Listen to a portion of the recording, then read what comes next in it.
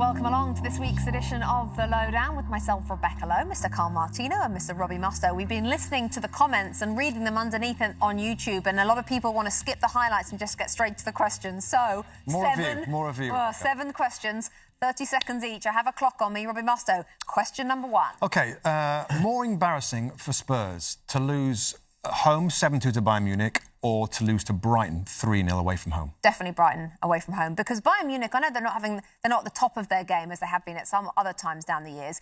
But it's the Champions. I know, and it's the worst, most number of goals they've ever conceded in the history of the club at home. So that's horrendous, don't get me wrong.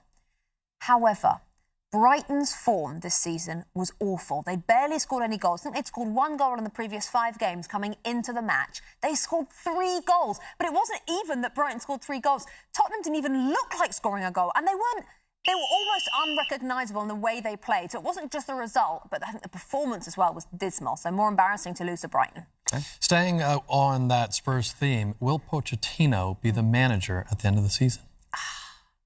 Well, there's a difference between the end of the season and the start of next season. Let's make it harder. Will he be the manager at the start of next season? I don't think he will. I'm caught in 2 minds with this, because I think you said it on the show today, Robbie. Obviously, you don't become a bad manager overnight, and he has worked wonders to an extent with Spurs. He's changed the way they play. He's developed young players and created certain players like Harry Kane, or he's really certainly developed Harry Kane. But he's not won anything.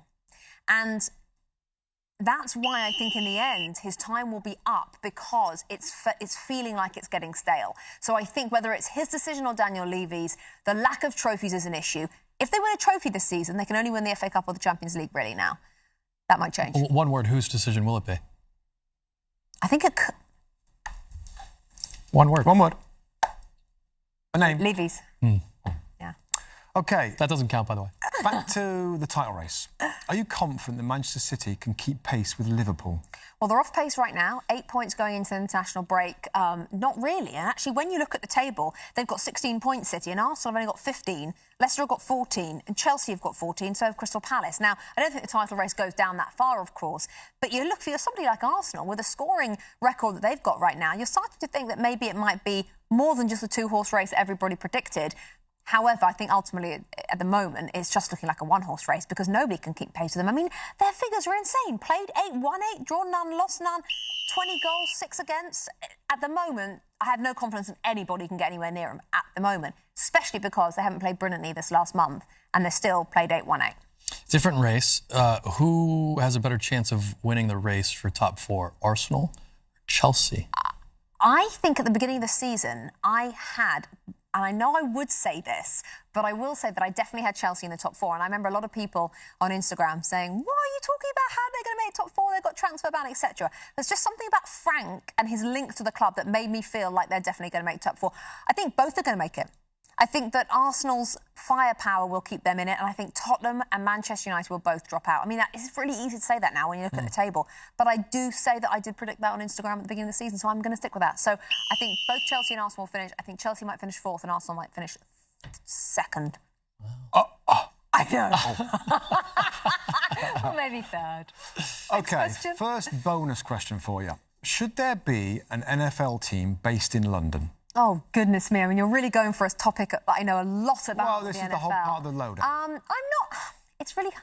not crazy excited about teams that leave their countries and go to another country and, like, exist there. To grow the sport? Yeah. Well, I don't know if it needs...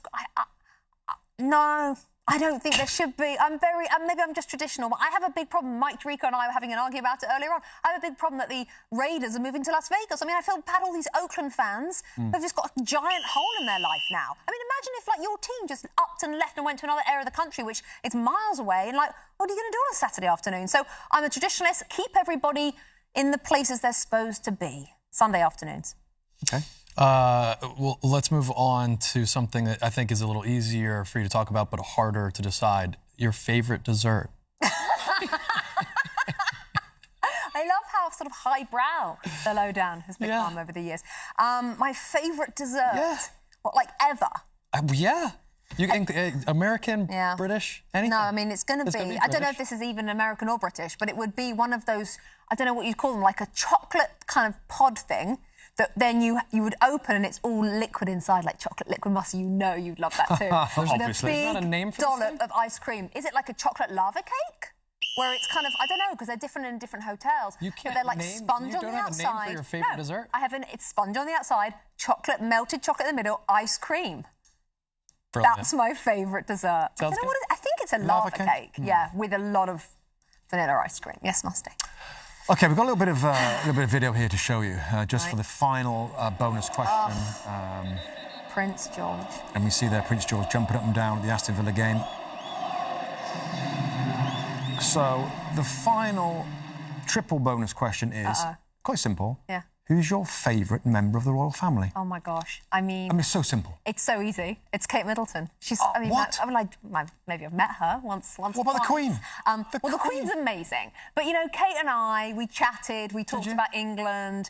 You know, exchanged little anecdotes about the children. Well, I did. She just listened. But she is lovely. She's got amazing hair. And Kate Middleton, for me, has brought the royal family into 2019. I think she is an absolute star. Having said that, the Queen, I mean, quite frankly, the Queen is a walking miracle. She's upset. The Queen's okay. She doesn't watch I'm YouTube. simply She doesn't shocked She is. that She's you did upset. pick this She's incredible she is lady she is. as your favourite member Is she of the your royal family. favourite of She's the... totally my Is she favourite. number one? Well, Numero uno. the only one that we've ever known, the Queen of England She's for the forever. only one. We're being told to wrap up, but how can we wrap up when we're talking about the Queen? I mean, she's just the best, of the best. Did you text Kate? And when she gets God to... I will save text her the later. When she gets to 100, Queen. she'll have to send herself a telegram because she sends a telegram to people who turn 100. OK, we're being told to say goodbye.